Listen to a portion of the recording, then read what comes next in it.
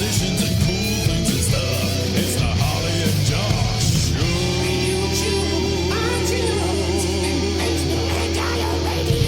Hello, ladies and gentlemen. Welcome to the Harley and Josh Show. This week, we have no Harley. We have two Harleys in a coat pretending... Who told you that?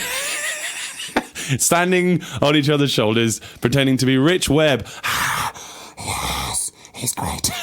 A whole crowd saying the same things. Yeah. Well, just one guy cupping his hand. Yes. Oh, yes. Peek behind the curtain, man. Who told you that? So, welcome, Rich. Thank you very much for filling in last minute. Thanks for having me. Yeah, absolutely. For regular listeners, Rich has been on before, but he is a multi-instrumentalist, a composer for video games, as well as a teacher and a live musician, and just does everything that you want to do in one big package with a beard. So it's great. I'll take that. I'll put that on the tombstone. On the tomb. So, crikey, this show isn't going to go that bad. Big package and a beard.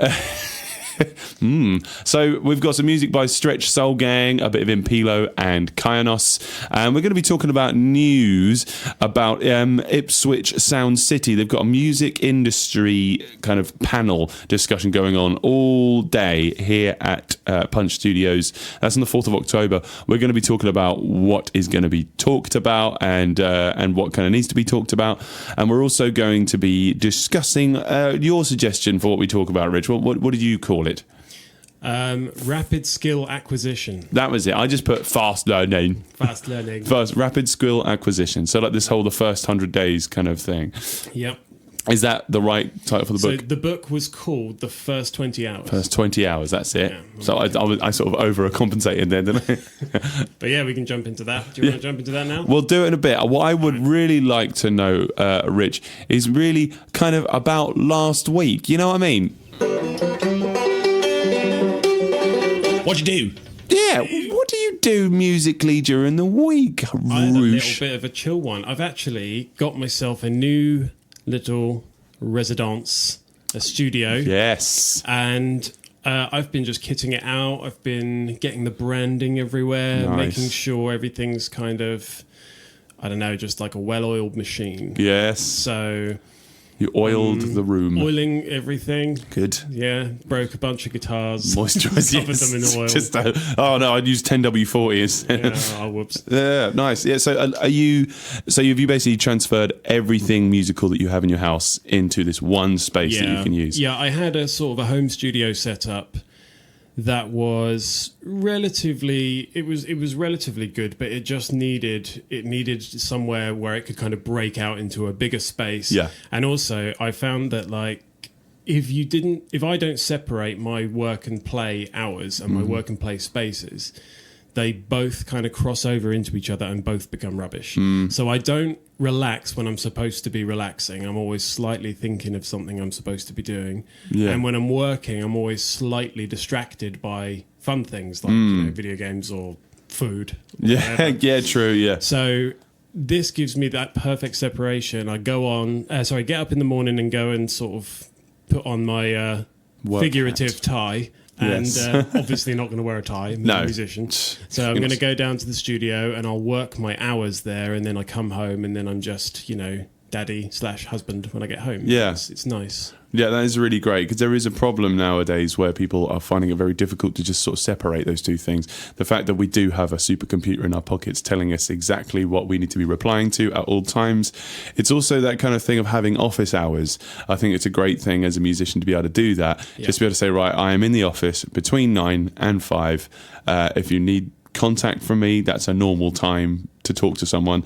But outside of that, it's just going to have to wait for tomorrow. Yeah, you can see how that kind of goes out the window though, because if you've ever sent an email to someone and it says out of office reply, I'll get back to you on Monday, and you're like, oh, that's so annoying. Yeah, exactly. Yeah. So you can see how people are always trying to kind of like keep a competitive edge by going, no, I'm in the middle of my honeymoon, but I'll text you back and I'll do exactly. Sort of getting out in front of it. And that's the thing though, like sometimes it feels like a bit of an insult when somebody messages you saying again, urgent reply needed at 11 o'clock at night, and they're just like, give me all these details now, and I'm like, are you kidding me? I've been at my phone all day at the laptop, So Anyway, have you got a name for it yet? Is it WebTunes HQ? That's a pretty good, that's a pretty good starting working title. Yeah, that's WebTunes HQ. your Blue Harvest Studio. Yeah. Yeah, very cool. Are you going to do any branding? Do you mean sort of advertising and getting the signs out front and stuff like that? Yeah, I think I'm going to put a bit of a sign there because it's a bit hard to find. I mean, I want it to be relatively hard to find. Yeah, because you've got nice stuff in there for thieves, but I want it to be easy to find for clientele. Yeah, I mean, it's the same thing with band vans a lot of the time. Yeah, I mean, I did it on the old Chevy. I put the logo on it, but on the new van, I'm kind of like, I'm not sure if I want to, because it just sort of advertised it. Okay, this is a band van or a band, area for them to store gear. So there's going to be loads of expensive stuff in there. Crikey. Yeah, you just need a big sticker saying there's no expensive things left in here overnight. Yeah, exactly. So there's a safe in here. In fact, there's a guy in there who's going to this is a ninja in the van. Just chained to the wall. Yeah. You trying to steal some stuff? That's actually where Harley is right now. Oh yeah, right. Yeah. It's in my van. He's guarding all the Lockabilly's gear. Poor guy. Brilliant. Yeah. I mean, so you've been having your students there, teaching out of there as well. Not particularly that much. My student base is all mostly in Kesgrave, which is where I live. So most of them just come to the house, and I've made my teaching setup way simpler. It's literally just clipboard and some pens and paper, the piano and my guitar. That's it. Oh, that's cool. Just keep it dead simple because I was kind of getting a bit too over the top with it and getting Logic going and. Yeah, it was too much. Yeah, I get that because I was doing that when I was teaching from home. I don't really do that as much anymore because I'm a bit more tucked away than you are. And yeah, it would sort of start thinking about, okay, so you've got to think about different setups when everybody's, coming in, and then the more you complicate it by sitting there making this massive Logic session that sometimes doesn't want to load, or there's preferences that you have to go through and sitting, oh sorry, excuse me, I'm just there's no audio coming out. Oh, why is that? Let me just Google it for a second, and you're halfway through the lesson. Yeah, exactly. And half of my students are all transferring to Rock School or ABRSM, respectively, and to get them to sleep, working out of the book. yeah, exactly. Yeah, so I mean, a lot of the time it's a very, very simple setup for a lesson. Yeah, and to be honest, like telling half the kids who live sort of a stone's throw away from my house to go all the way into Ipswich to go to the studio, it's kind of a waste of both our time. No, that makes absolute sense. Yeah, it's that whole KISS theory, isn't it? Keep it simple. Keep it simple, stupid. Yeah, because like every time, so I've literally just got a little satchel that I take around with me. It's got all the grade books that I teach out of, and it's also got my little Black Star, little tiny little 9-volt battery. Well, it's not. It's got like four AA batteries in there, and makes exactly the right amount of noise. Got it from West End Music, just around the corner. You can get one from there. And it's other products are available. No, they're not. But yeah, no, I'm getting paid for this, man. So yeah, I kind of putting it all into one bag, and just a guitar or a bass on my back, go in there, and most of the time, if the student just has an electric, I take an acoustic with me that is an electroacoustic, so they can plug into the amp if need be. You've still got enough volume to be heard. Yes, exactly, through my acoustic or through my bass. And so just keeping it really simple, because I'm moving around quite a lot. I usually go to other people's houses or people's schools. If I make a big setup, I have to get there an hour beforehand just to get it going. But yeah, anyway, so what kind of what are you hoping that this is really going to do for you, having this new space? Well, the whole idea came down because I got a sort of a Father's Day gift that was, instigated by my wife. Yes, obviously the 1-year-old didn't do it. But it's very thoughtful, little Jasper. I got some studio time booked at Planet Music, and I went there to just record some drums and just thought, oh, this will be really fun. I'll just go do that. And I was a total dynamo. I never got so much done in such a short amount of time. And I think what I need is like a little workspace, and exactly what I just talked about. I needed that. So I just chased it until I got somewhere I could work from, and it's brilliant. What are you hoping will be sort of what you use the space for the most? Will it be composition or recording? Oh, probably a 50-50 split. Yeah. Yeah, I mean, it can also work as... I can't make ridiculous amounts of noise in there. Like, I don't think I could record drums in there, and drive people mental in the nearby area. But I can certainly do small-scale rehearsals in there. Yeah. Yeah, that's and good. that's another really good, like, money saving thing, because definitely. if you rehearse, I don't know, twice a week with a band, that's 30 quid a go, 60 quid a week. Mm-hmm. It racks up. It does add up. It really does rack up. So if you're thinking about rent for a place, I mean, you're selling out sort of 500-600 quid a month or something like this, and then you can sort of make that money back quite easily. But it's a great idea. I think just it's compartmentalizing like that. It's because we were talking about this last night on the way to the gig, just this sort of gig economy that we're working in now. Is a lot of people our generation are kind of moving more towards the self-employed life, and in that self-employed life there isn't a lot of separation between home life and work life. So just being able to just go back to the basics of, like, I leave the house, goodbye darling, put my fedora on, but not a tie. Hate ties. Ties, just symbols of ownership. But yeah, that separation of being able to sort of borrow what the 9-to-5ers have, with that, I'm going to work, I'm back from work, and I don't have to think about work when I'm home. I'm kind of like taking the best bits from being a 9-to-5er, but obviously doing the none of the other stuff. None of the above. Yeah, that makes sense. It's in terms of writing for yourself, do you see this place being a good benefit for that? I really hope so. Yeah. I've been terrible with, like... No. You've been writing stuff. I've got songs that I wrote in 2004 still lurking around the darker parts of the hard drive. Yeah. But that being your brain. Yeah, and, well, my brain's outsourced to my hard drive.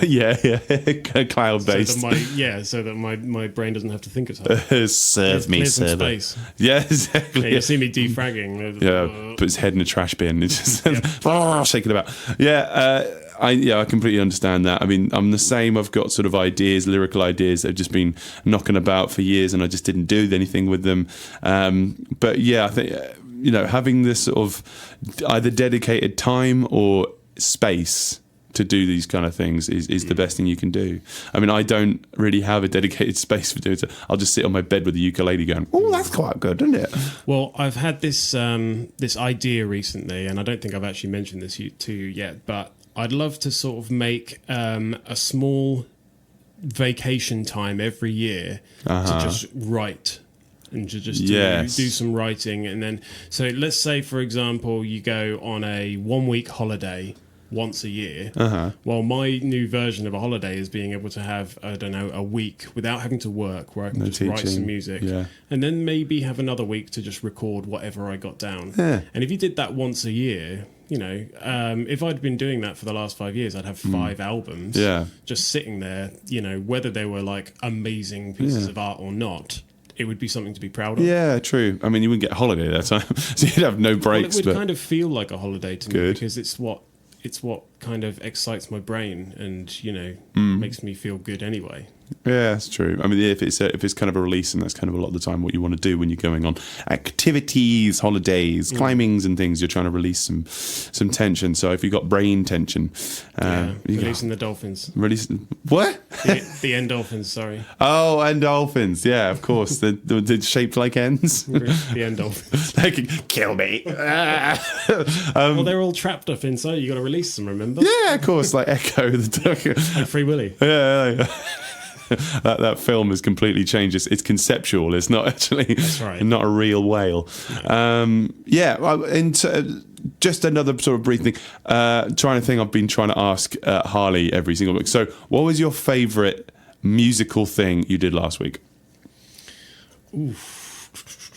Well, I've started experimenting with loop pedals. Oh, right, cool. Which is fun because they've been around for God knows how long, and I think they were mostly sort of pioneered by like what's his name, Newton Faulkner and Ed Sheeran and that sort of ilk, and that kind of put me off because I'm not really a fan of those. But then I just been realizing recently how much they can benefit me. Potential. Because like for what I do, loop pedals would just be amazing if I could start implementing that. So I've started having a little go with one of those tabletop ones.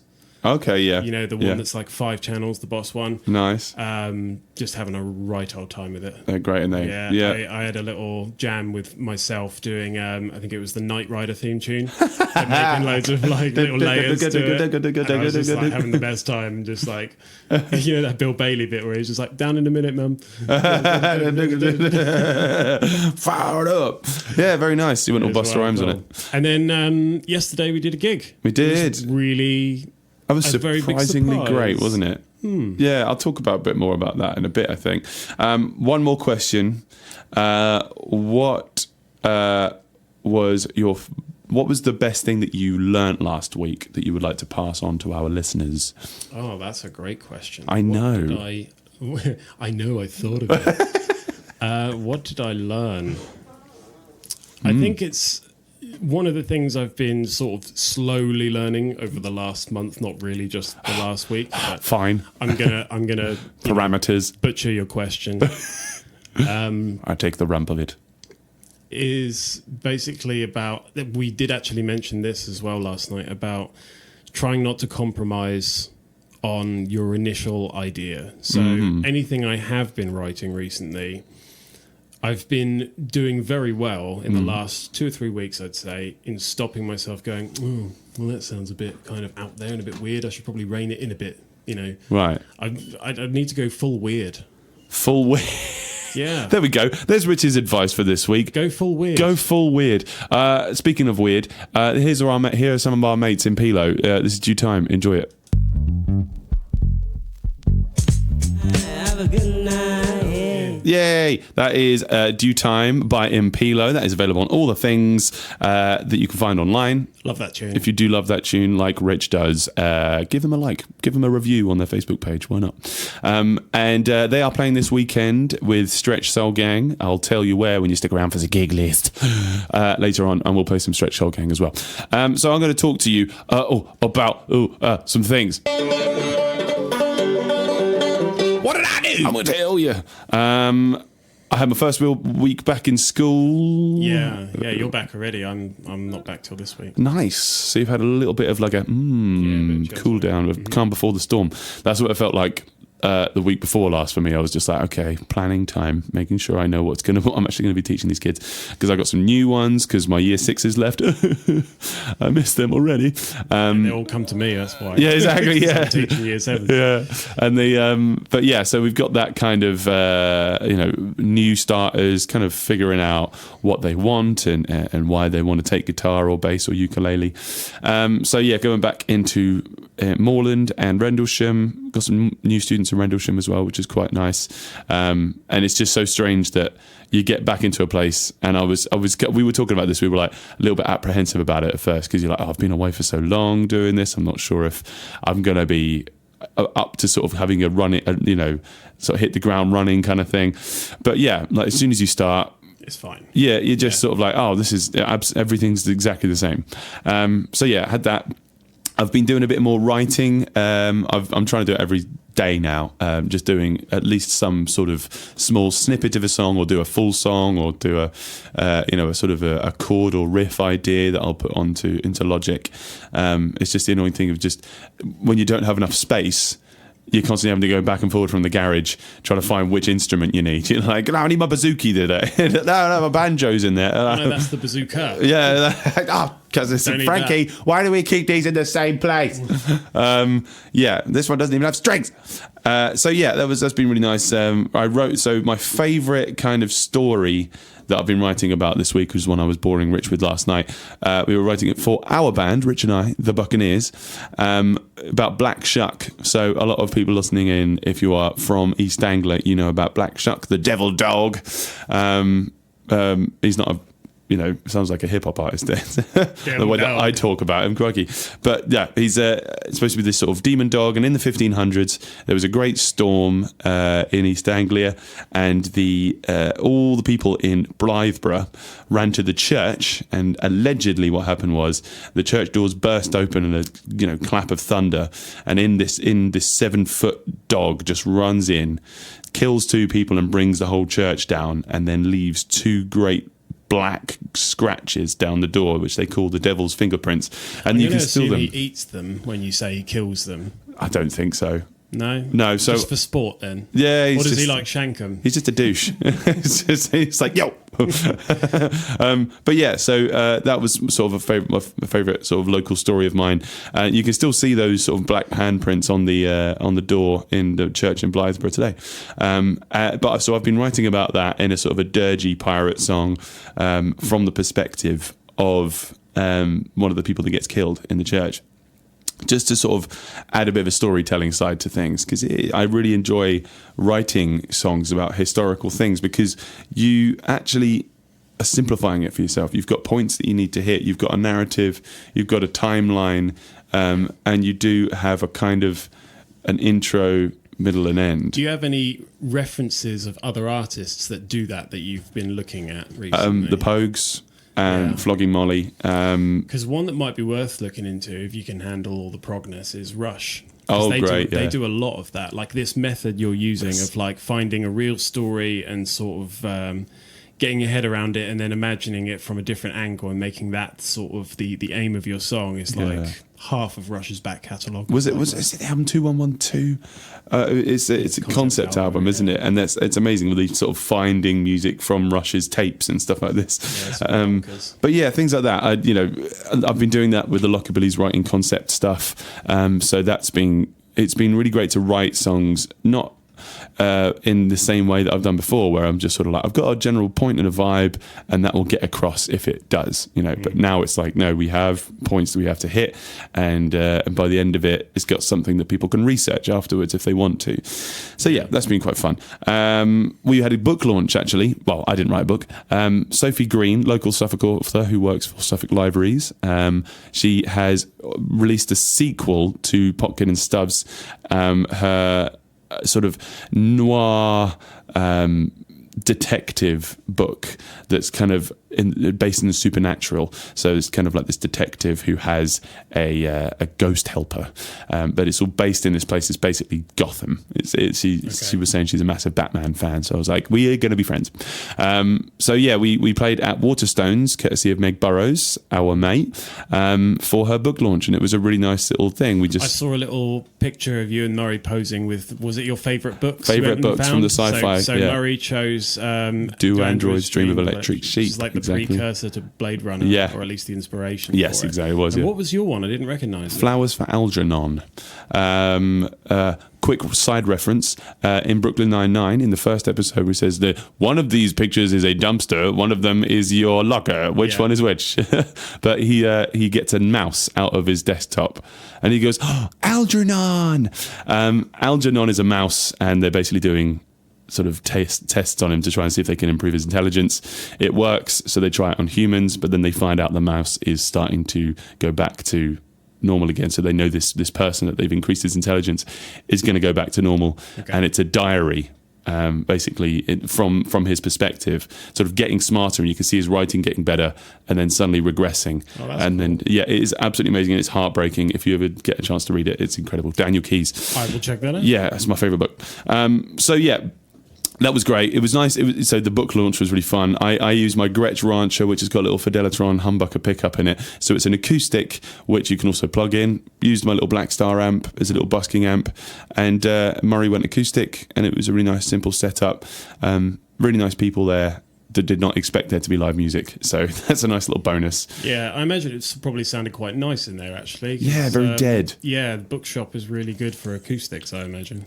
Yeah, definitely. I mean, just there's so many, sort of points where it, just absorb the sound with all these big old masses of paper. So yeah, that was nice, and it was nice to sort of talk to her, because I've had a sort of a similar idea about sort of detective noir thing based around Ipswich, and it was nice to sort of cross ideas with her and sort of just sort of meet get in the mind of someone who's actually done it and published it and gone all the way with it. Yeah, absolutely. And also getting in the mind of somebody who's creative that isn't in the music business, because we do run in our own circles, don't we? Sometimes those circles don't overlap enough. One even might call it a bubble. Ooh, buble. Living in a bit of a sort of echo chamber with all our musician. Yeah, exactly. geek. But who hate echoes? It's just the flutter echoes. I hate it in here. Yeah. Echo chamber that's extremely well maintained in terms of acoustics. It's treated very acoustically. So yeah, we had. It was nice on Saturday. I got to play a wedding that I was actually invited to. I mean, we play. Okay, we are invited to play at weddings. We don't just turn up. It's like, hey, I heard you need a band, and for some reason I'm Bill Clinton. So it was a friend of Murray and I's from our childhood, who is one of our best mate Reese's cousins, is Callum, and we played this sort of 45-minute sort of acoustic set before the disco started, and it was really nice because afterwards it was like, okay, I'm done, I'm gonna have a drink. Yeah, drink responsibly, people, don't do it. But I actually was. Josh never drinks. I never drink, so that's why I felt really awful on Sunday. So yeah, it was kind of nice to actually be at a wedding and be able to sit there and dance with people I know and do the Macarena. And you did the Macarena. Of course, I did the Macarena. Oh, wow. It's a wedding. Well, I didn't know that was compulsory. I do the Macarena on stage to songs that you have played the drums for me, doing the Macarena on the stage. Are nowhere near the Macarena. No. But yes, another one of those songs. So this is something we've been talking about. Because sometimes we'll play a song that we've never played before, and I'm like, I know the riff, I know the structure, I know some of the lyrics, so I'm just gonna make them up. And we were trying to think of songs that people only know a little bit of the lyrics. Oh, classic. Yeah. So September, Earth, Wind and Fire. That was going to be my first one. Yeah. Do you remember? I think September. Don't Stop Till You Get Enough is probably one as well. Get enough. Yeah. Well, a lot of Michael Jackson stuff where people are just like, yeah, it's just anything Metallica. Yeah. Oh, and what else? Jeremy by Pearl Jam. Jeremy, here. What is that? Jeremy spoke in class today. Yeah, I didn't know that until just now. And but the Macarena is one. Times. Yeah. Macarena is definitely one. But it's because it's in a different language. So, this is everybody sitting there going, it's going to mime it. We're English. Yeah, it's like, well, come on. Those should learn it in our language, for goodness sake. It's all gibberish. Do you not remember colonialism? So, yeah, that was quite fun. And the last thing that we finished off the weekend was Hamford View Centre in the little tea hut. It's really great there, isn't it? Little vintage tea room. Really interesting surprise. We turned up and there was a few people there who are obviously the organisers. Yes. And we were going, oh, well, this is a lovely little location, but where is everybody? Where are the folks? And the audience were I was saying as we were packing up, the audience were the most punctual and well-behaved audience ever. Like exactly arrival time, they all turn up at exactly the same time. They did. Like the car park just filled up in about 80 seconds. Yeah. Just rammed full of cars. Everyone came in. Hello. Yeah, we're here. We're here to see the band. They even spoke all at once as well. It was really clever. Yeah. We are here. Like we have come to watch Finding music. Nemo. Yes, exactly.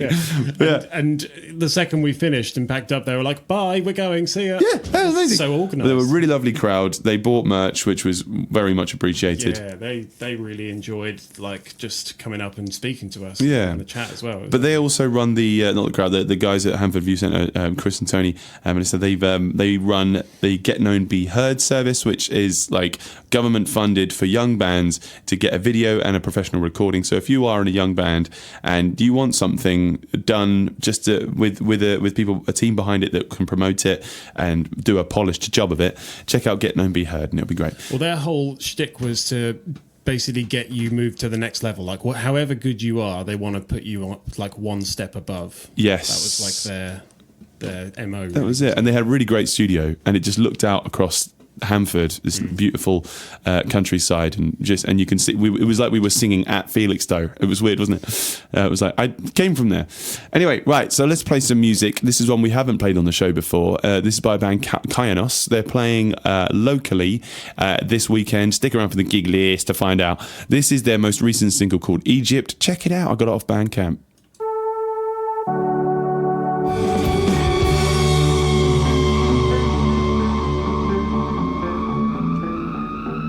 That was Egypt by KYANOS. That was the right way to say it. So yeah, you can check that on Bandcamp and everything else. But for now, let's get to some serious news, huh?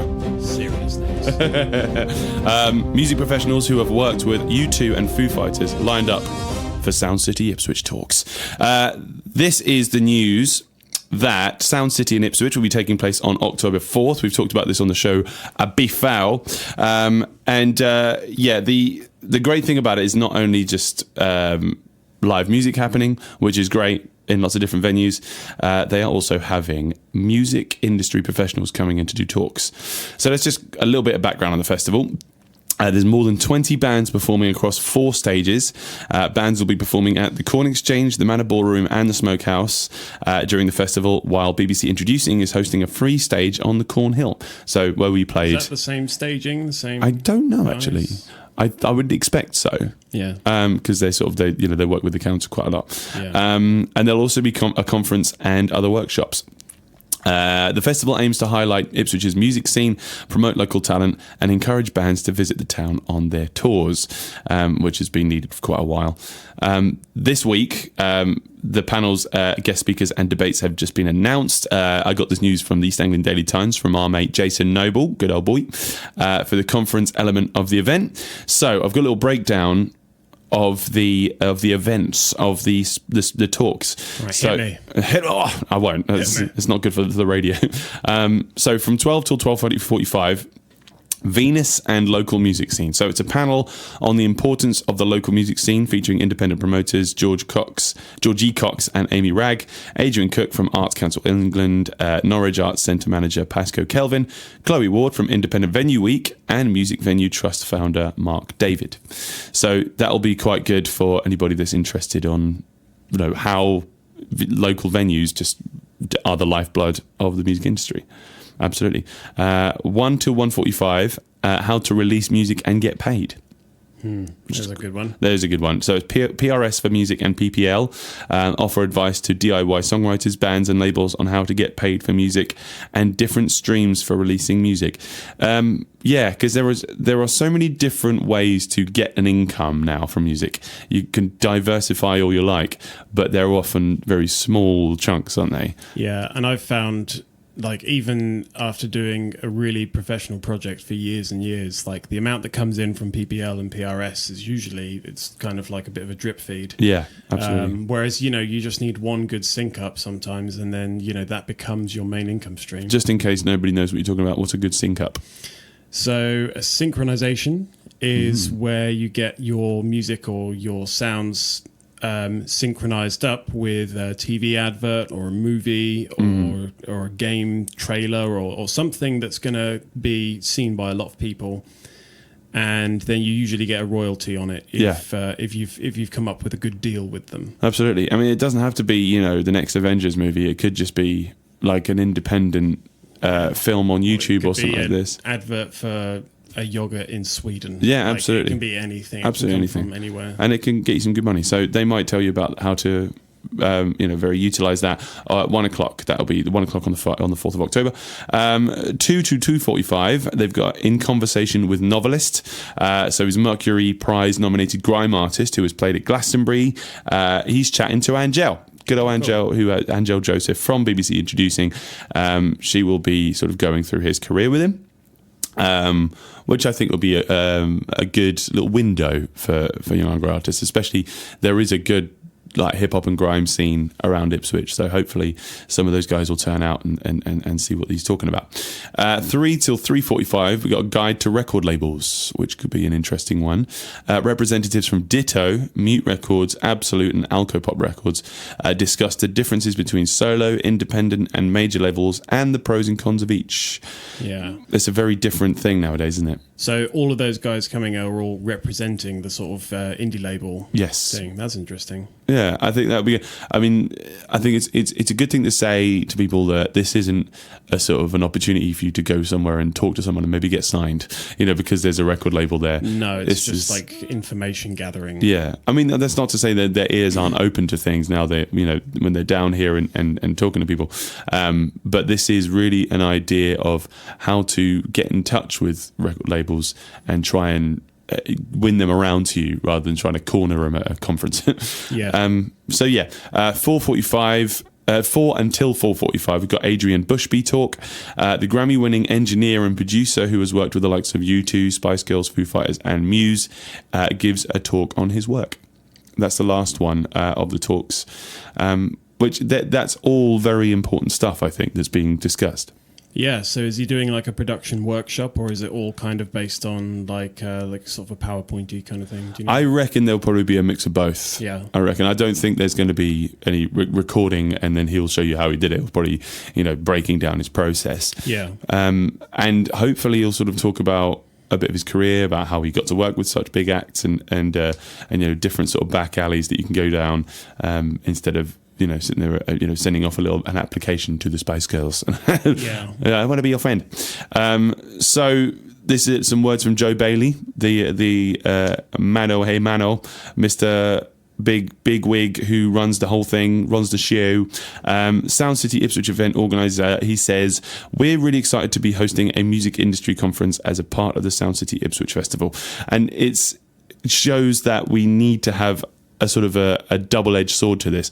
Not only just bring a bunch of bands in from outside Ipswich that haven't played here, that might open people's eyes to it being good for a good place to have live music, which obviously the Ed Sheeran thing showed, where it was 150,000 people came down here. Paying 90 quid a ticket. Yeah, exactly. So, I mean, this is 15 quid for a day where you can go across 4 different venues and see 20 different bands.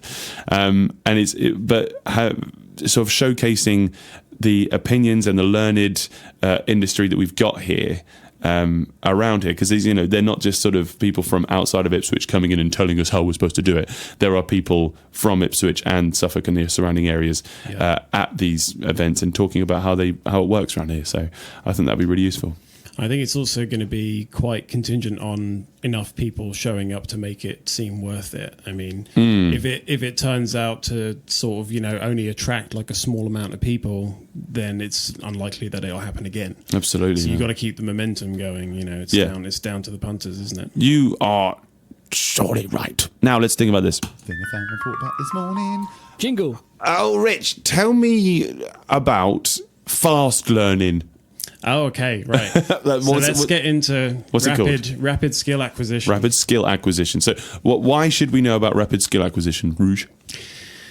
Because you can pick up lots of extremely useful tools that you can kind of use throughout your life with very, very minimum effort. Right. Okay. I'm sold. Where do I sign? So it's not necessarily about like getting freebies. There's still effort to be put in, of course, but you're basically being super efficient with how you learn. Okay, so after learning lots and lots of different types of instruments, you start kind of noticing a pattern about learning how to learn things. Right. It's a little bit meta.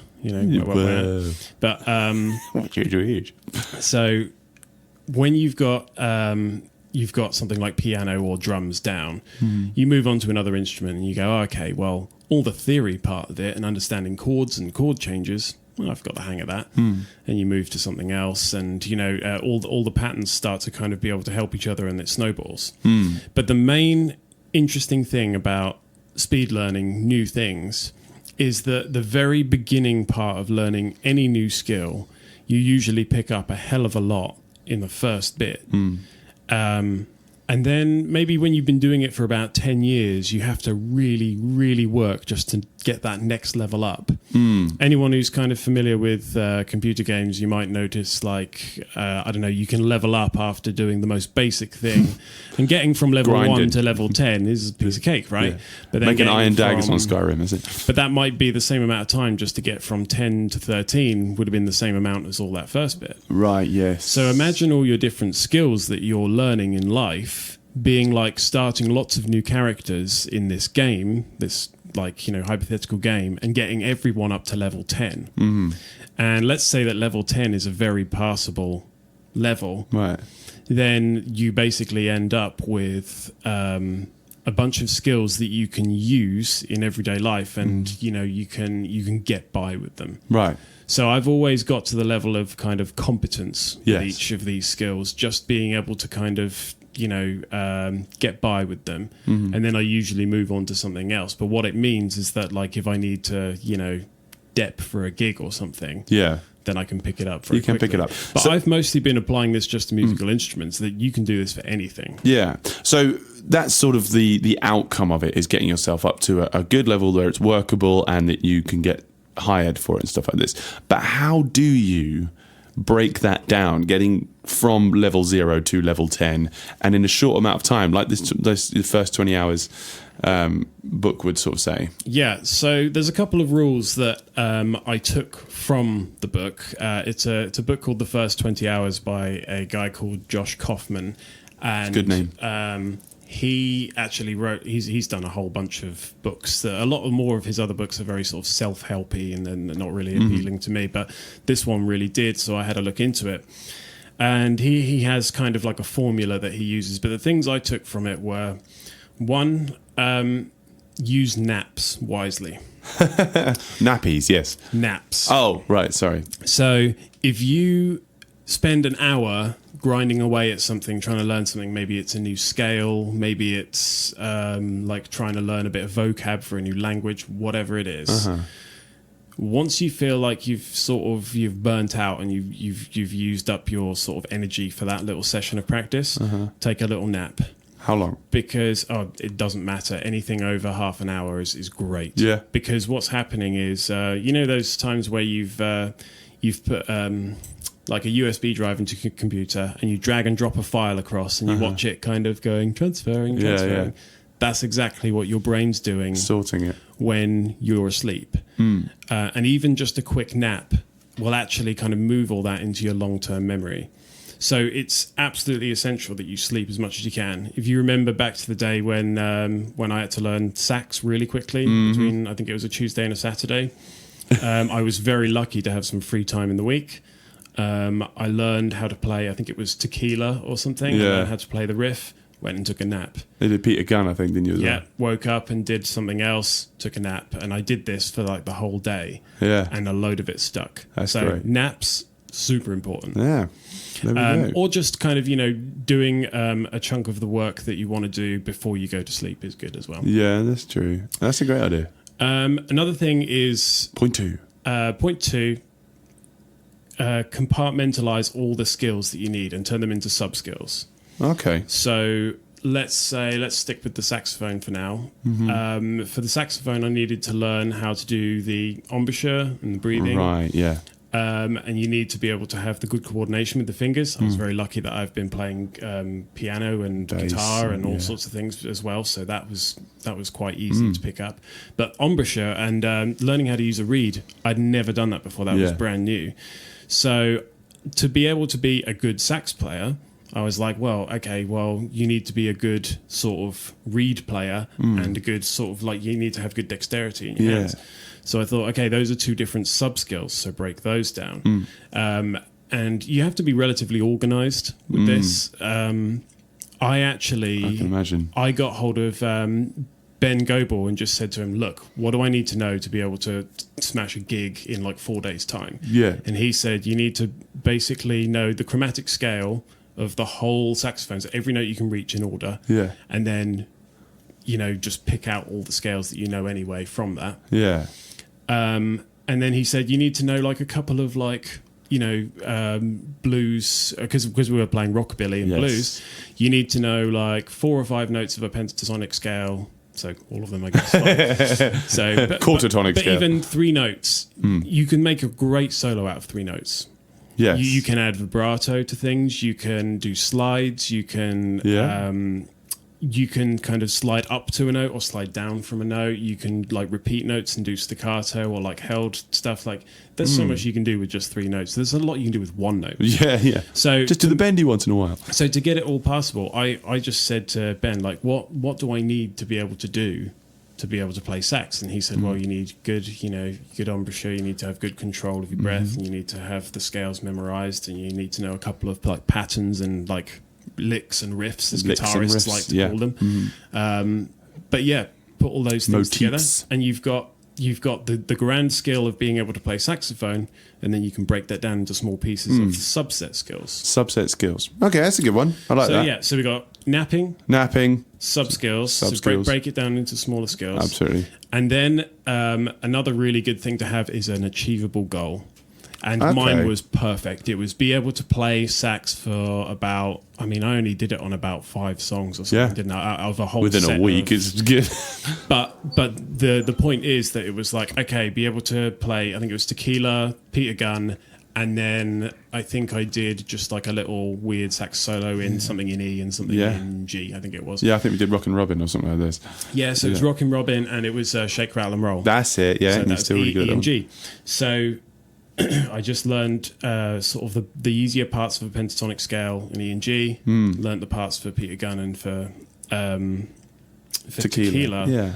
But then that was my goal for the end of the week. So I just made sure I could just do that. And if you've got something that you can aim for that is really sort of achievable, you don't have to go nuts and go, right, in 4 days I'm going to do this. Play a gig, you could say, okay, in 6 months I just want to be able to play like 2 scales. Yes. And it just make a goal that is achievable, that is doable, and then just make sure that you get there by the time the date comes. Because you do it that way, you're not stressing yourself by having to do 2 hours a day or something like this. You just do 15 minutes, half an hour every day. Have a nap.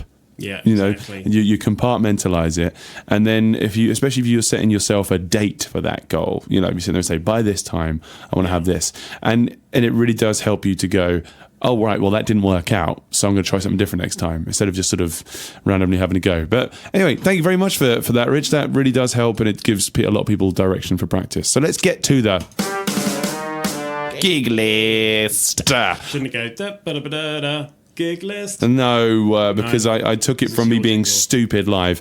No, it's my jingle. Shut up, Rich. Rich, please. So we've got a show this Sunday. Yeah. We are playing together for the first time in a while with the Buccaneers, our pirate shanty group. We're playing at a brand new art centre in Trimley called Two Sisters. It's one of the churches in Trimley. You've got St Mary's Church and St Martin's Church. This one's at St Mary's Church, and it's basically just a really old, disused church which has been host to some amazing jazz musicians recently, and sort of community run. We're going to be there from 2 till 4, and it's going to be a nice special little setting, I think. There's really old music, from the 1500s up to now in a very old church. I think it's going to be biblical. Yeah, it's going to be fun. Yeah, man. Then we've got, immediately after that, I'm running up to Ipswich to do the duo show with the Lockabillys at the Forge. That'll be with me. With you. Yeah. I better get my fingers healed up before then, because my fingers are black from playing double bass. So you got 2 shows with me this Sunday. That's right. Poor old boy.